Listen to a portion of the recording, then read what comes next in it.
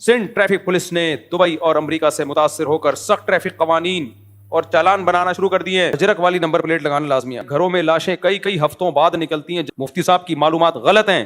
صاحب آپ کہتے ہیں کہ لو میرج اتنی چلتی نہیں, مطلب کامیاب نہیں ہوتی. دوسری طرف آپ کہتے ہیں کہ شادی پسند کی کرو. نہ شادی میں دلچسپی رہی نہ زندگی میں. روز موت کو یاد کرتا ہوں. کیا دعا میں موت کو مانگنا جائز ہے؟ کسی میں شمالی علاقوں میں سیر کے دوران -6 درجہ حرارت میں تھا اور مجھ پر غسل فرض ہو گیا. پانی برف کی طرح ٹھنڈا تھا. اگر جسم پہ ڈالتا غسل کے لیے تو لوگ اگلا غسل میرا کر رہے ہوتے. آپ کی گلی میں گھر ہے, کرنا چاہتا ہوں, کیا کروں؟ دوسری شادی کرنے جا رہا ہوں. شریعت نے تو اجازت کا نہیں کہا, لیکن دنیا میں پہلی سے اجازت کا حق بنا ہوا ہے. جب شادی ہوئی نا تو وہ دوا بھی کھائی تو بیچارے سے کچھ ہوا نہیں. تو ڈاکٹر نے کہا کمپیوٹر سے چیک کرو. کمپیوٹر میں ہو تو اس میں آئے گا آپ کو یہ سہولت میسر نہیں ہے. پاور اسٹیشن خادے ولان خادے قسطوں پہ جب ہم چیز لیتے ہیں تو اگر اسلامی نظام کے لیے سیکولر لوگوں کا انتخاب کیوں کرتی ہے؟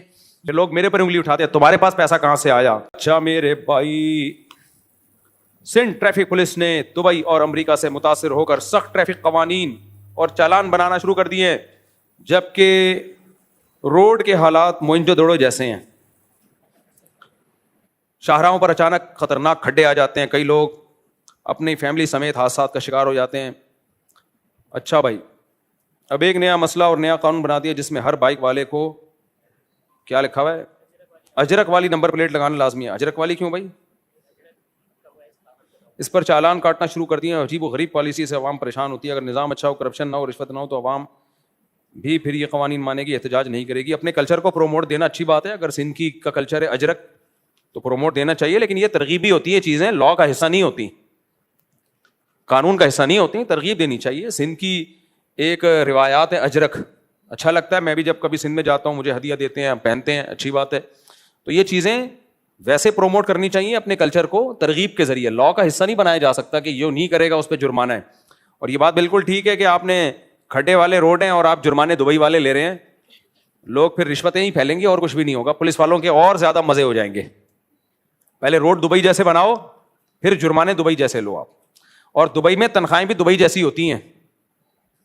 تنخواہیں انڈا موڑ جیسی, پٹیل پاڑا جیسی, اور جرمانے آپ باہر جیسے لے رہے ہو.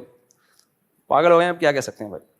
مفتی صاحب آپ نے اپنے بیان میں فرمایا تھا کہ مغربی ممالک میں ایسا بہت ہوتا ہے کہ گھروں میں لاشیں کئی ہفتوں بعد نکلتی ہیں, جبکہ وہاں رہنے والے لوگ کہہ رہے ہیں کہ ایسا نہیں ہوتا.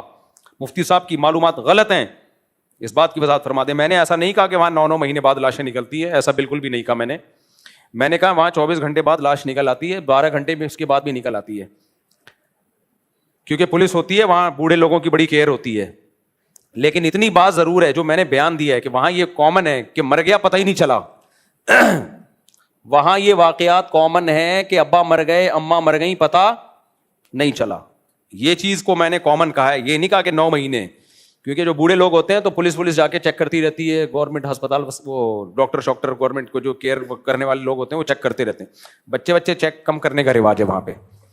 تو اصل جو میسج میں دینا چاہ رہا ہوں وہ یہ نہیں ہے کہ 9 مہینے یا 8 مہینے. اصل بات یہ کہ وہاں ایسا ہوتا رہتا ہے کہ بندہ مر گیا اور مرنے کا پتہ نہیں چلا, نہ بچہ ساتھ میں تھا نہ ابا ساتھ میں تھے, سب انڈیویجول رہتے ہیں. یہ تو ہوتا رہتا ہے. اور میں نے یہ بھی نہیں کہا کہ سب جگہ ہر وقت ہر جگہ ہی ہوتا ہے, بہت سے کے بچے ساتھ رہتے بھی ہیں, لیکن کامن ہے کہ نہیں بھی رہنا, یہ کامن ہے. کچھ لوگوں کو ہے اس کلچر سے ضرورت سے زیادہ محبت, تو کیا کریں ہم, وہی بن جاؤ بالکل. مفتی صاحب آپ کہتے ہیں کہ لو میرج اتنی چلتی نہیں, مطلب کامیاب نہیں ہوتی. دوسری طرف آپ کہتے ہیں کہ شادی پسند کی کرو. دیکھو پسند کی شادی کا مطلب یہ کوئی لڑکی پسند آ رہی ہے پیغام بھیج دو. اور لو میرج کا جو آج کی اصطلاح میں مقصد ہے, مطلب ہوتا ہے وہ یہ ہوتا ہے کہ پہلے اس سے سیٹنگ کرو, پھر آپ اس سے زوم پہ گپے ماریں, پھر آپ قائد اعظم کے مزار پہ ڈیٹے ماریں. تو یہ شادیاں اکثر ناکام ہوتی ہیں, کیونکہ وہ آسمان سے تارے توڑ کے لانے والی محبت وہ شادی کے بعد ہوتی نہیں ہے. ذمہ داریاں پڑتی ہیں, طلاقیں ہو رہی ہیں نا, دیکھ لو نا طلاقوں کا ریشو. باقی پسند کی شادی کا مطلب ہے کہیں گئے تھے جنازے پہ کوئی پسند آ گئی, کیونکہ آج کل جنازوں پہ بھی پسند آ رہی ہیں. میں نے خود ایسی دیکھی ہیں شادیاں, جنازے پہ ایک دوسرے کو پسند کیا انہوں نے. تو یا کہیں شادی بھی ہمیں گئے, آنکھ مٹکا ہو گیا, پسند آ گئی, بس امی ابو سے بات کرو, یہ مطلب ہے. یہ مطلب نہیں ہے یعنی آج کل جو ماں باپ ظلم کرتے ہیں نا، بچے کی مرضی کے بغیر شادی کر دیتے ہیں، یہ غلط ہے. تو اس کو پسند آ رہی ہے وہاں شادی کرو، لیکن آنکھ مٹک کے کرنا، دوستیاں بڑھانا، لویریا ہو جائے اور پھر اس کو لمبا عرصہ چلانا، یہ غلط ہے. اس میں ناکامی کا، جب آپ نے نکاح سے پہلے ہی اللہ کو ناراض کر دیا تو آپ اس برکتوں کی امیدیں پھر نہیں رکھو. معاویہ نام اتنا مقدس نام ہے، میں نے دیکھا ہے کہ علماء نام معاویہ اپنے بچوں کا بہت کم رکھتے ہیں بھائی. میرے بھانجے کا نام معاویہ ہے، اور بھی لوگ رکھتے ہیں. ہو سکتا ہے میرا اگلا 19 کی رپورٹ ہے، ابھی 20واں اگر ہو گیا تو شاید میں معاویہ نام رکھ دوں. علی نام بھی رکھو، حسن بھی رکھو، حسین بھی رکھو، معاویہ بھی رکھو، سب چل. ہمیں تو سب صحابہ سے محبت ہے بھائی. ان کے آپس کے اختلافات، وہ بڑے تھے، ہم چھوٹے لوگ ہیں، ان میں کوئی اختلافات ہو گئے تو اللہ تعالیٰ خود ہی ان سے پوچھ لے گا. ہم چھوٹے لوگ، چھوٹے منہ پہ بڑی باتیں جستی نے، ہمارے لیے سب محسن ہیں، کیونکہ قرآن کے الفاظ ہیں ربنا لا تجعلنا فی قلوبنا لا تجعل فی قلوبنا غلا للذین آمنوا. اے اللہ جو ہم سے پہلے ایمان لائے ہمارے دلوں میں ان کا بغض پیدا نہیں کرنا. تو اس کا اولین مصداق تو صحابہ کرام ہیں. میں نے آپ کا بیان سن کر لڑکی والوں کو فرنیچر لینے سے منع کر دیا. آپ سے دعا کی درخواست ہے. ماشاءاللہ، اللہ قبول کرے بھائی. خاندانی آدمی جہیز لینے سے منع کر دیا لڑکی والوں کو، اب خود لے کے ڈال دینا، چٹائی پہ نہیں سلانا اس کو. صحیح ہے نا، خود پہلے سارا فرنیچر جو بھی ضروری ہے وہ سامان لے لینا. میں 18-19 سال کی عمر سے گھر کے معاملات میں صرف رائے دیتا تھا، پرانی غیر ضروری چیزیں ہٹانے کی بات کرتا تھا تو والد صاحب فوراً طعنہ دیتے تھے کہ کل کو بیوی آئے گی تو ایسے ہی حکم چلائے گا، یا ہم بھی کل کو پرانے ہو جائیں گے تو ہمیں بھی چھوڑ دے گا. ان باتوں سے میں بہت پریشان ہوا. 25 سال کا ہوں، نہ شادی میں دلچسپی رہی نہ زندگی میں. روز موت کو یاد کرتا ہوں.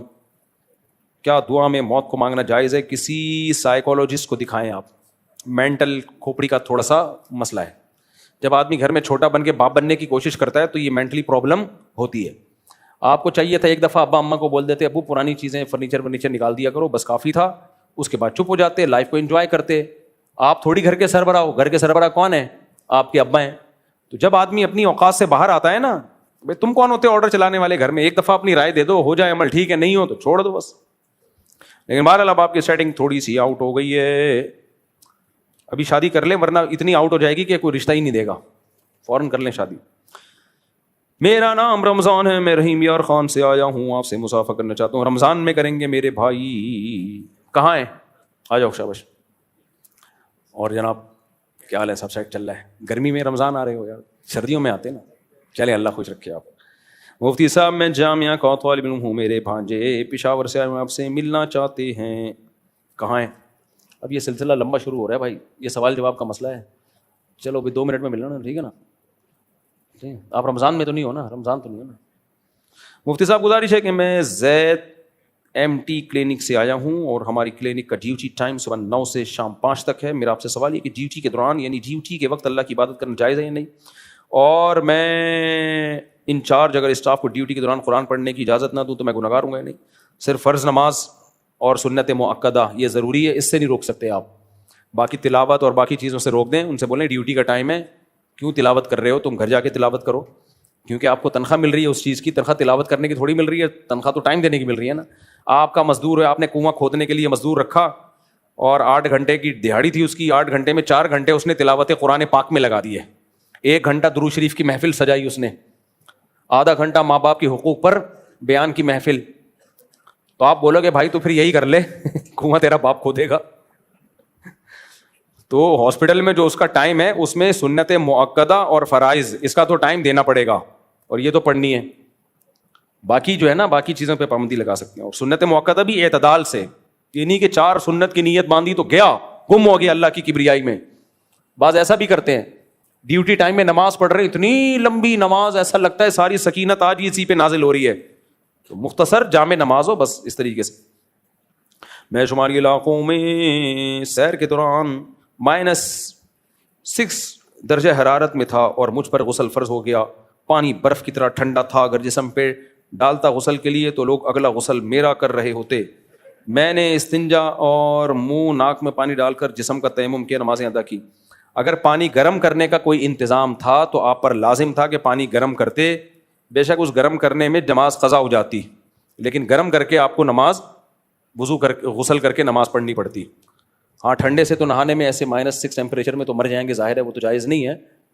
تو گرم پانی کرنا پڑے گا. اگر وہ بھی انتظام نہیں تھا تو پھر تیمم کر کے نماز پڑھ لیتے, لیکن جب تک پانی گرم کرنے کا انتظام ہو تو پانی گرم کرنا پڑے گا. اور یہ سوچ کے کہ نماز قضا ہو جائے گی, تیمم جائز نہیں ہے, کیونکہ جب تک پانی موجود ہے آپ تیمم نہیں کر سکتے. عزت اور شہرت کی وجہ سے علم دین سیکھنا کیسا ہے کہ میری واہ واہ حرام ہے, ناجائز ہے. حدیث میں آتا ہے نا, قیامت کے دن عالم لایا جائے گا, اللہ پوچھیں گے علم کیوں حاصل کیا, وہ کہے گا تیری رضا کے لیے. اللہ کہیں گے نہیں, تو نے دنیا کے لیے کیا. تو اب اگر کسی کی نیت دنیا ہے تو نیت تبدیل کر دے, علم نہ چھوڑے, وہ نیت صحیح کرے اپنی. مفتی صاحب ہمارا فیملی بزنس ہے, والد صاحب بول رہے ہیں کہ مل کر کام کرو بھائیوں کے ساتھ, تو میری نہیں بنتی بھائیوں سے, کیا والد کی اطاعت لازم ہے؟ ان چیزوں میں والد کی اطاعت لازم نہیں ہے. بزنس ہو گیا, پڑھائی ہو گئی, والدین کی اطاعت مباح چیزوں میں ہے. کچھ چیزیں انسان کے بنیادی حقوق میں آتی ہیں, ان میں والدین کی اطاعت لازم نہیں ہے. آپ نے کیا پڑھنا ہے, کون سا سبجیکٹ پڑھنا ہے, بزنس کرنا ہے, سفر کرنا ہے, تو یہ چیزیں انسان کے بنیادی حقوق ہیں. ہاں, ماں باپ کو تکلیف نہ ہو کہ کوئی ایسا کام نہ کریں. تو بعض جگہوں پر ایسا ہوتا ہے بھائیوں کے ساتھ بزنس میں اتنی لڑائیاں ہوتی ہیں, قتل و غارت ہو جاتے ہیں.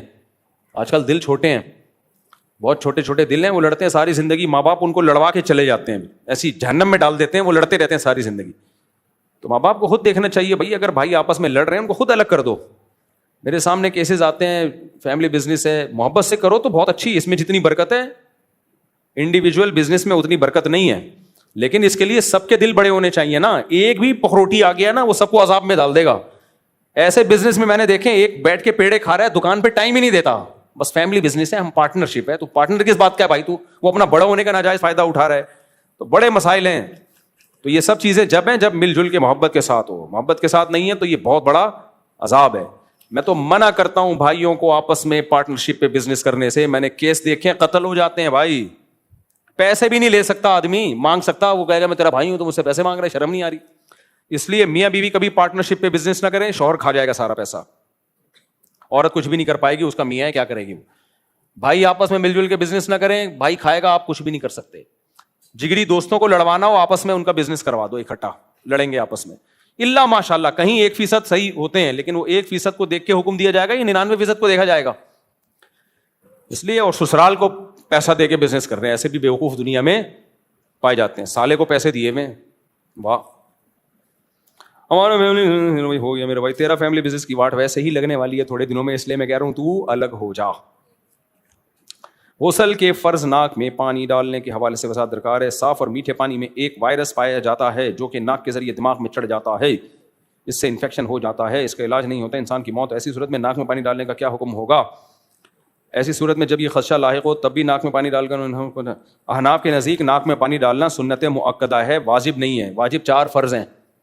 امام شافعی کے نزدیک تو, امام احمد کے نزدیک تو ناک میں پانی ڈالنا بھی فرض ہے, اور امام ابو حنیفہ کے نزدیک ناک میں پانی ڈالنا, یہ قلی کرنا وضو میں سنت مؤکدہ ہے. 4 فرض ہیں وضو کے. تو بر صغیر میں چونکہ حنافی کے مذہب پہ عمل ہوتا ہے, لہذا اگر کوئی واقعی ایسی بیماری پھیل جائے, وہم نہ ہو, ڈاکٹر کہیں کہ یہ خطرات بڑھ گئے ہیں کہ میٹھے پانی میں ایک وائرس آ گیا ہے, اور وہم نہ ہو, واقعتاً ہونا شروع ہو جائے ایسا, تو پھر اس کی گنجائش ہے کہ ناک میں پانی نہ ڈالا جائے.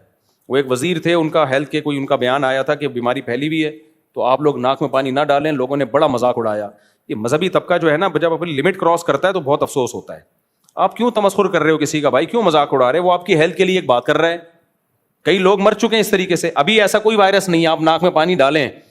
لیکن اگر ڈاکٹروں کی اکثریت کہہ دے کہ اتنے خطرات ہو گئے ہیں, پانی میں وائرس آ گیا ہے اور اتنے خطرات ہو گئے ہیں کہ یہ بیماری پھیل رہی ہے, تو پھر ایسی کنڈیشن میں تو کوئی اگر اس جب تک وہ خطرہ موجود ہو, وہم کے درجے میں خطرہ نہ ہو, وہم کی تو کوئی انتہا نہیں ہے, تو اگر واقعی کوئی غالب گمان کے درجے میں خطرہ ہوگا تو پھر ناک میں پانی ڈالنے میں, چھوڑنے میں کوئی حرج نہیں ہے.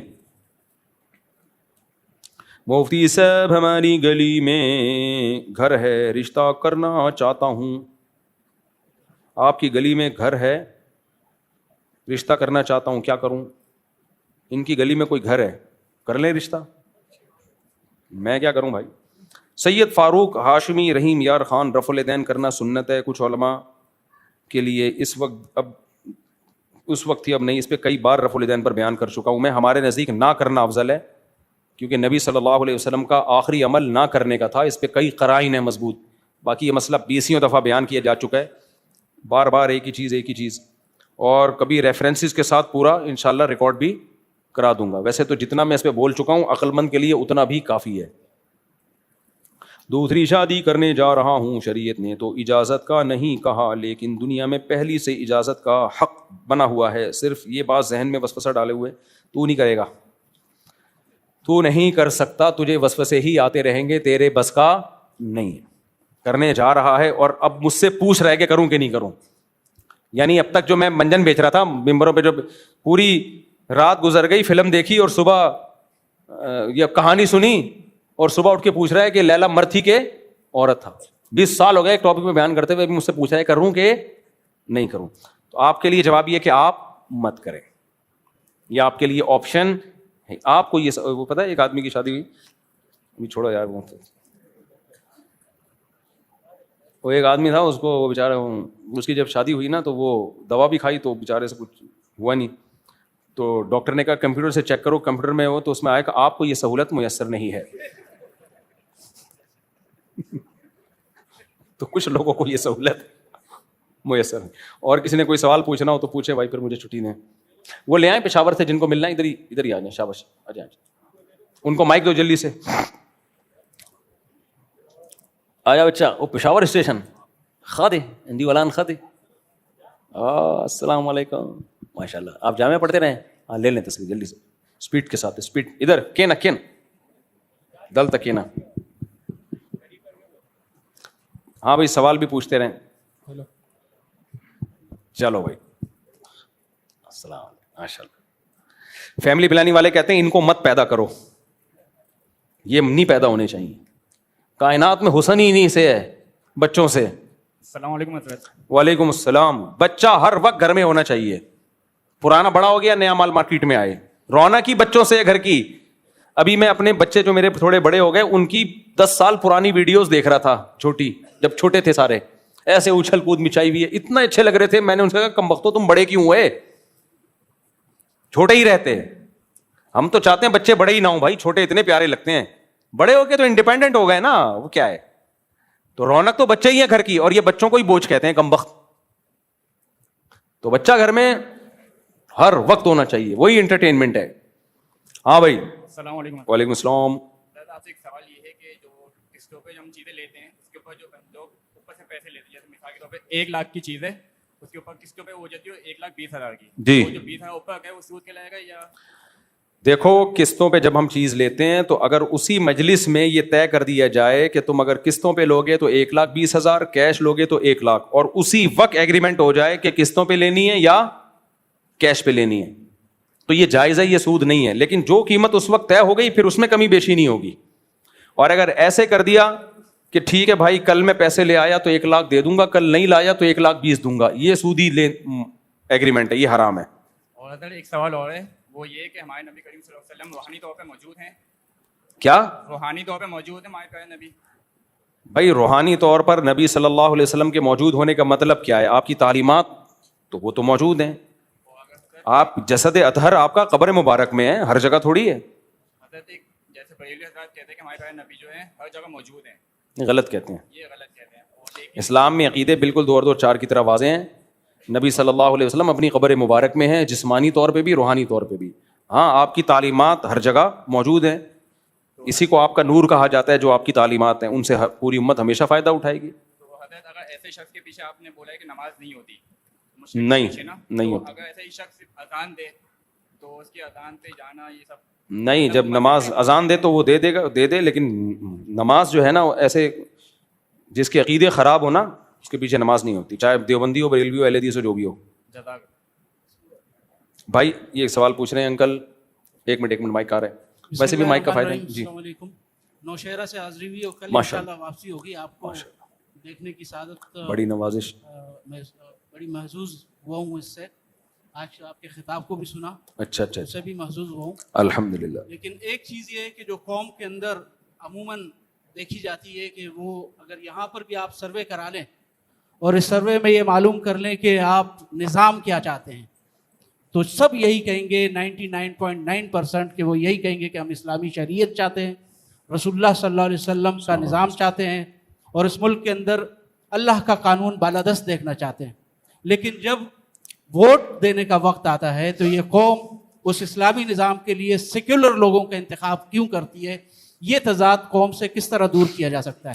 اس لیے کہ قوم کو اسلامی سیاسی جماعتوں پہ بھی اعتماد نہیں ہے. میں نہیں کہہ رہا یہ اعتماد ہونا صحیح ہے یا نہیں ہے. قوم کو ایسا لگتا ہے کہ جو اسلام کے نام پہ ووٹ لینے والی تنظیمیں ہیں وہ بھی اسلام کے ساتھ مخلص نہیں ہیں.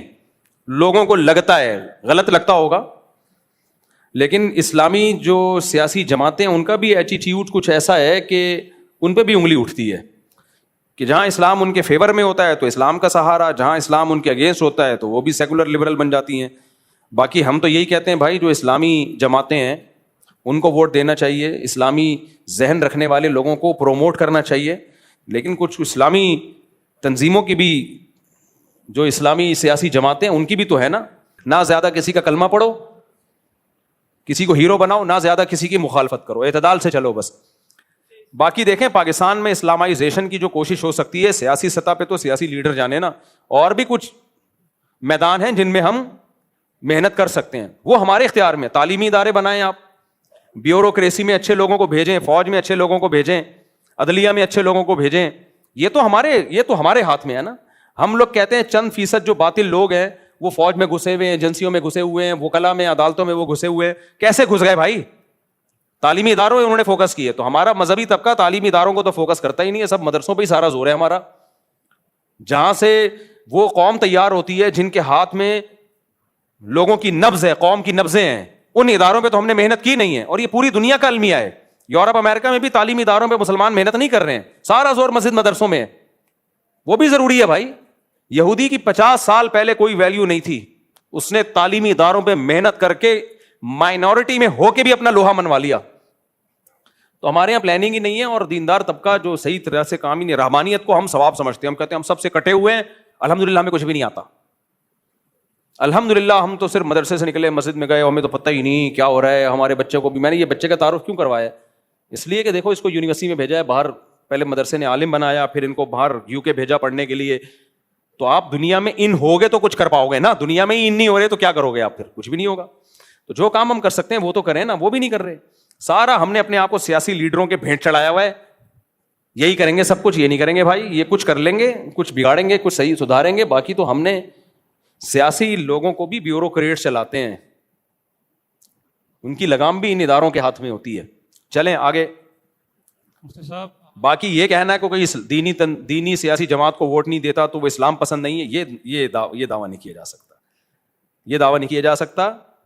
تو میری رائے تو یہی ہے کہ دینی جماعتوں کو ووٹ دینا چاہیے, لیکن جو نہیں دے رہا تو اس کا مطلب یہ نہیں کہ اس کو اسلام سے لگاؤ نہیں ہے, اس کا اپنا خیال ہے کہ یہ اسلام سے مخلص نہیں ہے. تو خیال تو ہاں, جس طرح سے پوری قوم سیکولر اور لبرل جماعتوں کو ایک دوسرے سے بڑھ کر کروڑوں کے ووٹ میں تولتی ہے, اسی طرح سے وہ یہ سمجھتے ہوئے کہ میں نے کل اللہ کو جواب دینا ہے کہ اللہ میرے ذمہ تو یہی تھا کہ حافظ نعیم الرحمن یا مولانا فضل الرحمن یا دیگر سیاسی جماعتیں وہ اسلامی نظام کا احیاء کا پرچار کرتی تھی, میں نے اسے ووٹ دیا, وہ اس نے اسلامی نظام نافذ کیا یا نہ کیا, آپ کے قانون کو بالادست کیا یا نہ کیا, لیکن میں تو اللہ آپ کے سامنے سرخرو ہوا ہوں. اس جذبے سے تو کبھی اس کو تولا جائے. دیکھیں میں اس پہ آپ سے اتفاق کرتا ہوں کہ اسمبلی میں علماء کا, دینی جماعتوں کا ہونا بہت ضروری ہے, ایسے لوگوں کا ہونا ضروری, ورنہ سیکولر لوگ بالکل پاکستان کو سیکولر اسٹیٹ بنا دیں گے. لیکن لوگ کیوں نہیں ووٹ دیتے؟ لوگوں کو بھی کچھ سوالات ہیں, تو ان کا بھی دینی سیاسی تنظیموں کو چاہیے ان کے سوالات کا بھی جواب دیں, کہ آپ پہ جب انگلی اٹھتی ہے آپ بتائیں, اس کا جواب دیں. آپ ایک دم غصے میں منہ سے جھاگ نکالنا نہ شروع کر دیا کریں کہ تم کون ہوتے ہو پوچھنے والے. تو ہر ایک سے پوچھا جائے گا. مسجد کا امام اگر نمازیں نہیں پڑھاتا, تنخواہیں پوری لیتا ہے, تو اس پہ بھی انگلی اٹھنی چاہیے. مدرسے کا محتمم اگر پیسوں کا حساب نہیں دیتا تو اس پہ بھی انگلی اٹھنی چاہیے. ہوتا یہ ہے کہ دینی تنظیم جب کچھ کرے تو لوگ کہتے ہیں یہ دینی تنظیم پہ اعتراض کر رہے ہیں, یہ ملحد ہیں, کافر کے بچے ہیں, کافر کے بچے. یہ کیا غلط ہے نا, یہ مولانا سے حساب لے رہے ہیں, کافر کے بچے ہیں. یہ کیا ہے یار, یہ تھوڑی ہے. فرشتہ کوئی نہیں ہوتا, سب اکاؤنٹیبلٹی سب کی برابر ہونی چاہیے. پھر لوگ میرے پر انگلی اٹھاتے ہیں, تمہارے پاس پیسہ کہاں سے آیا, خوشبو لگا کے آؤ, 2 اور 2 4 کی طرح بتا دوں گا پیسہ آیا بھی ہے کہ نہیں آیا. پہلی بات تو یہ, بعض دفعہ دیکھنے میں بھرم لگ رہے ہوتے, دکان پکوڑوں کی باتیں کروڑوں کی. اسٹائل ہمارا یہی ہے, ہماری جیب میں دھیلا نہ بھی ہو, اللہ کا شکر ہے ہمیشہ سیٹھوں کی طرح زندگی گزاری ہے. اور اگر آیا ہے تو بتا دیں گے کہاں سے آیا ہے. 1 روپیہ بھی لیگل نہیں ہے الحمدللہ, نہ غیر اخلاقی ہے, سارا اپنا ہے, نہ چندے کا ہے. اور جتنا کما سکتا ہوں, تمہارے باپ کی سوچ جہاں ختم ہوتی ہے نا, وہاں سے میرے پاس جو سورس آف انکم ہے شروع ہوتی ہے. اتنا کما سکتا ہوں جو کہ نہیں کما رہا, صرف اس لیے کہ کمانے کے کچھ طریقے جائز ہیں, تھوڑے سے غیر اخلاقی ہیں, بہت زیادہ بھی نہیں, صرف تھوڑے سے غیر اخلاقی ہونے کی وجہ سے نہیں کما رہا.